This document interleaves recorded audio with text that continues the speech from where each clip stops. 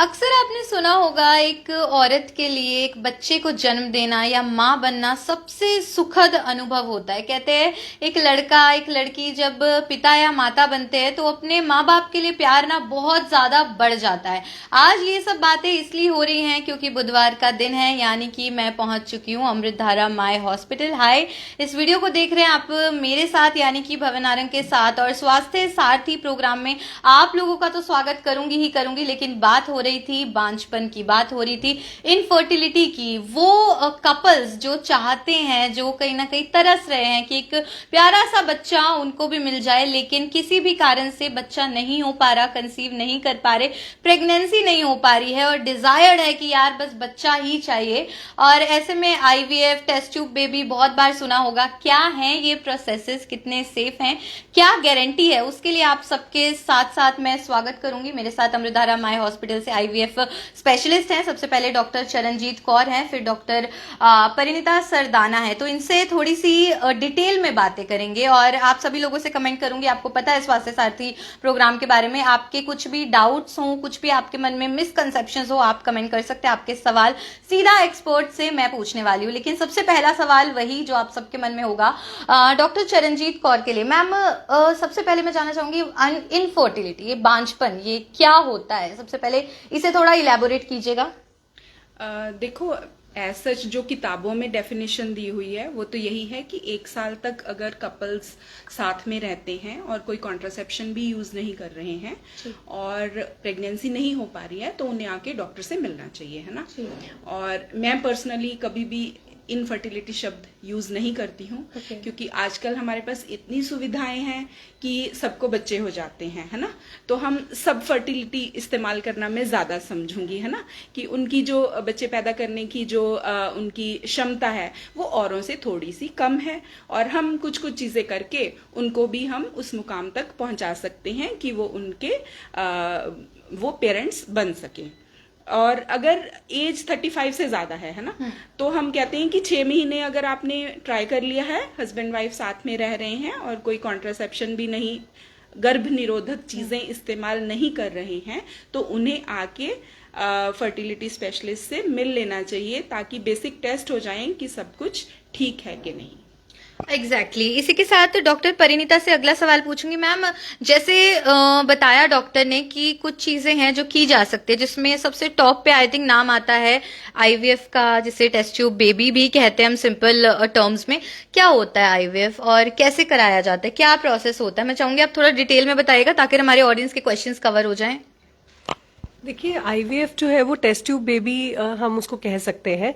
IVF में क्या होता है, it's a very safe process, बहुत सिंपल प्रोसेस होता है। अक्सर पेशेंट्स इसका नाम सुन के घबरा जाते हैं, पर मैं आज आपके माध्यम से ये बताना चाहूंगी कि ये बहुत ही सेफ प्रोसेस है। इसमें करीबन 8 से 10 दिन के पेशेंट को इंजेक्शंस लगाए जाते हैं ताकि जो एग्स हैं वो फॉर्म हो सके। जब वो बन जाते हैं तो एक बहुत सेफ प्रोसीजर से उनको बाहर निकाला जाता है। साथ ही साथ हस्बैंड के स्पर्म्स के साथ उनको फर्टिलाइज किया जाता है लैब में, और जब ये भ्रूण बनकर तैयार हो जाता है तो उस साइकिल में या depending upon the condition next cycle में उसको पेशेंट के यूट्रस में रखा जाता है। तो ये ओवरऑल बहुत ही सेफ प्रोसेस है, बहुत ही सिंपल प्रोसेस है। ओके, मतलब प्रोसेस बहुत सिंपल है और डरने की जरूरत नहीं है। इसके अलावा मैं ये पूछना चाहूंगी, आईवीएफ के थ्रू जो बेबी बोन होता है, जो बच्चा पैदा होता है, क्या वो पूरे तरीके से हेल्दी होता है? यानी कि सिंपल टर्म्स में क्या ये प्रोसेस की गारंटी क्या रहती है? देखो, आपने 2 क्वेश्चन पूछे हैं। पहला है कि बेबीज सेफ होते हैं कि नहीं। हाँ जी, बेबीज बिल्कुल नॉर्मल होते हैं जैसे कि बाकी बच्चे होते हैं, है ना। हम जब नेचुरल प्रेगनेंसीज की बात करें उसमें बेबी में एबनॉर्मेलिटीज होने के चांसेस 1 to 2% होते हैं। Same he 1 to 2% IVF pregnancies में होते हैं, ठीक है। तो अलग से कोई रिस्क बढ़ जाता है बच्चे में एबनॉर्मेलिटी होने का, ऐसा कुछ भी नहीं है जो साइंस कहती है। दूसरी बात रही गारंटी की। गारंटी शब्द हम मेडिकल साइंस में यूज नहीं करते हैं, ये it is not to be used, ठीक है। हम कोट कर सकते हैं कि हाँ कितना परसेंटेज सक्सेस रेट है। जो overall world wide carry home baby rate है दैट इज 40 to 45%, करेक्ट। लेकिन हाँ, percentage success rate patient to patient जरूर वेरी करता है। अब एक लेडी है 30 साल की, ठीक है, उसको सब कुछ ठीक है, सिर्फ ट्यूब्स ब्लॉक्ड हैं, उसमें सक्सेस होने के जो चांसेस हैं वो कहीं ज्यादा हैं एक सेम लेडी से जो कि 40 से ऊपर है और उसके बच्चेदानी में रसौलियां भी हैं, करेक्ट। तो जो सक्सेस रेट है वो इंडिविजुअलाइज्ड होता है। ओवरऑल सक्सेस रेट जो वर्ल्ड वाइड है दैट इज 40 to 45%। गारंटी नहीं होती है, गारंटी शब्द का इस्तेमाल पेशेंट के लिए भी गलत है और डॉक्टर के लिए भी यूज करना गलत है।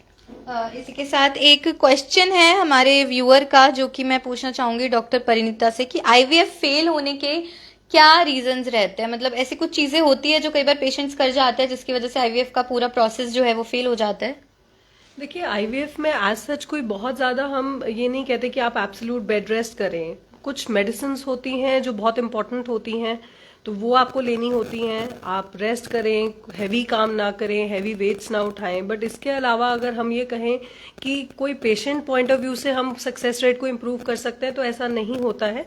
द सक्सेस रेट जो है वो हम कहें 50 से 60% होता है। फेल होने के बहुत सारे कारण हो सकते हैं। कई बार यूट्रस ने उसको एक्सेप्ट नहीं किया, उसको हम रिकरेंट इम्प्लांटेशन फेलियर कहते हैं, जहां पर बार बार प्रेगनेंसी हम ट्रांसफर करते हैं एम्ब्रियोज लेकिन उसके बाद भी प्रेगनेंसी नहीं होती है। फिर उसको इवैल्यूएट किया जाता है और उसको देखा जाता है कि क्या कारण है, क्या और हम बेहतर कर सकते हैं to improve the success rate. लेकिन as such patient point of view से मैं नहीं समझती कि बहुत ज्यादा हमें कुछ और एक्स्ट्रा करने की जरूरत होती है। एक और सवाल आया है कि मैम साइड इफेक्ट्स क्या होते हैं आईवीएफ प्रोसीजर के? एज सच तो कोई साइड इफेक्ट्स नहीं होते हैं। जो मेडिसिन हम देते हैं वो बॉडी में 24 आवर्स रहती हैं, वो वॉश आउट हो जाती हैं। और जो इंजेक्शंस लगाए जाते हैं वो वही हार्मोन्स होते हैं जो नेचुरली हमारी बॉडी में बनते हैं, वो हम बाहर से देना शुरू कर देते हैं ताकि द नंबर ऑफ एग्स जो हमें मिले वो थोड़े से ज्यादा मिलें, ताकि हमें इनफ एम्ब्रियोज या भ्रूण मिल जाएं ताकि एक सक्सेसफुल प्रेगनेंसी अचीव हो सके। ऑलराइट, आईवीएफ करवाने के बाद जो डिलीवरी होने वाली है बच्चे की वो सी सेक्शन से ही होती है, प्रोबेबिलिटी ज्यादा होती है या नॉर्मल डिलीवरीज भी होती हैं? देखिए ये बहुत मिथ है कि आईवीएफ का मतलब सिजेरियन सेक्शन है, ऐसा नहीं होता है। आईवीएफ एक बार आईवीएफ में प्रेगनेंसी हो जाती है तो उसके बाद वो किसी भी नॉर्मल प्रेगनेंसी की तरह ही होती है। तो उसके बाद आपकी कंडीशन क्या है उसके अकॉर्डिंग आपका ऑब्स्टेट्रिशियन डिसाइड करेंगे कि वो नॉर्मल डिलीवरी करवाई जा सकती है या सिजेरियन कराया जा सकता है। तो ऐसा जरूरी नहीं है कि आईवीएफ का मतलब सिजेरियन प्रेगनेंसी है। डॉक्टर चरणजीत, मैं पूछना चाहूंगी आईवीएफ का प्रोसीजर क्या रहता है, थोड़ा प्रोसेस के बारे में जानकारी दीजिएगा। अगर कोई विलिंग है, किसी को करवाना है तो उसको थोड़ा आइडिया हो जाएगा। पहली बात तो हमें ये डिसाइड करना होता है कि वाकई आईवीएफ की जरूरत है। अगर किसी को बच्चे नहीं हो रहे हैं उससे पहले भी हमारे पास कुछ ट्रीटमेंट ऑप्शंस होती हैं, जैसे कि सिंपल मेडिसिन, सर्जरी, ऑपरेशन जिसको हम लैप्रोस्कोपी कहते हैं, फिर एक छोटा प्रोसीजर होता है आईयूआई।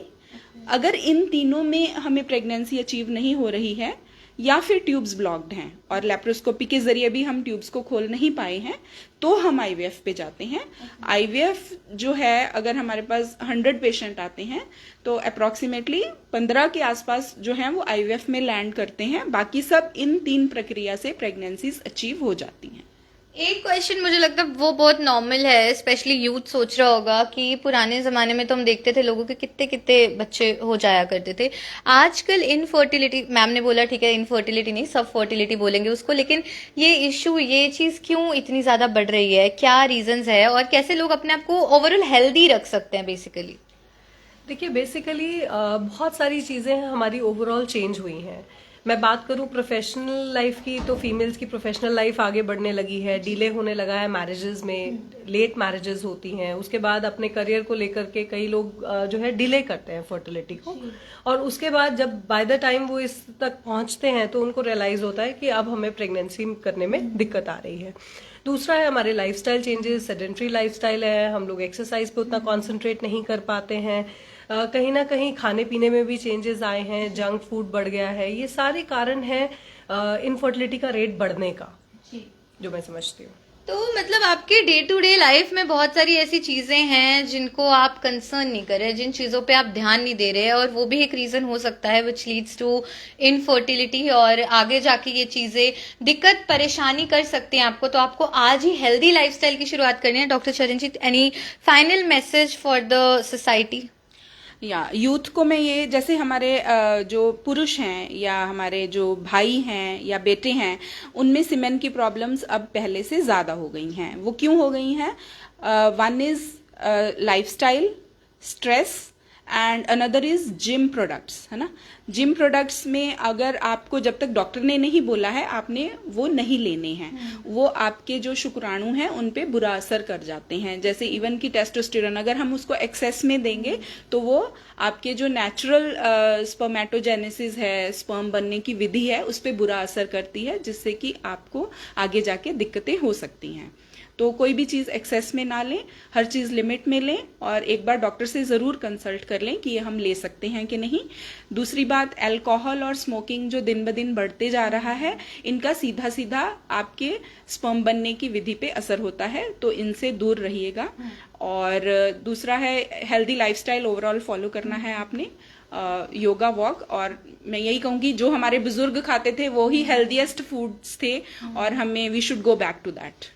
ओके, मुझे लगता है अमृतधारा माय हॉस्पिटल के आईवीएफ स्पेशलिस्ट से जो कॉन्वर्सेशन था इट वाज क्वाइट इंसाइटफुल। बहुत सारी चीजें थी जो मुझे भी आई ओपनर लगी। जैसे मैम ने बोला कि जिम प्रोडक्ट्स आजकल हर तीसरा यूथ जिससे आप बात करोगे वो जिम प्रोडक्ट, प्रोटीन पाउडर, ये सब चीजें ले रहा है, स्टेरॉइड्स लेते हैं आजकल लोग, लेकिन उनका कितना नेगेटिव इन्फ्लुएंस होता है आपकी बॉडी पे आपको पता नहीं होता। मे बी अभी आपको लगेगा कि आई लुक गुड, आप अपनी अपीयरेंस से सेटिस्फाइड है, बट कुछ समय बाद when you will get married eventually आप रियलाइज करेंगे कि यार मैंने कुछ बहुत गलत चीजें की हैं, छोटे छोटे स्टेप्स मैंने बहुत गलत उठाए हैं। तो आप कुछ भी करते हैं सबसे पहले आपको डॉक्टर से कंसल्ट करना चाहिए। आप अपनी डाइट में कोई मेजर चेंज लेकर आ रहे हैं, आप कोई वर्कआउट सेशन बिल्कुल डिफरेंट सा स्टार्ट करें, और अगर रेगुलर हेल्थ चेकअप्स कराने हैं आपको टाइम टू टाइम, तो भी आप लोग पहुंच सकते हैं अमृतधारा माय हॉस्पिटल। अगर आपकी सारी क्वेरीज आज रिजोल्व हो गई तो भी आप बताइएगा आपके लिए ये कॉन्वर्सेशन, ये इंटरव्यू आज का कैसा था। और अगर आपके कुछ भी और क्वेश्चंस हो तो आप लोगों को पता है एक्सपर्ट्स आप लोगों को मिलते हैं अमृतधारा माय हॉस्पिटल में। ये वीडियो आप लोग देख रहे थे मेरे यानी कि भवन आनंद के साथ। Thank you for watching.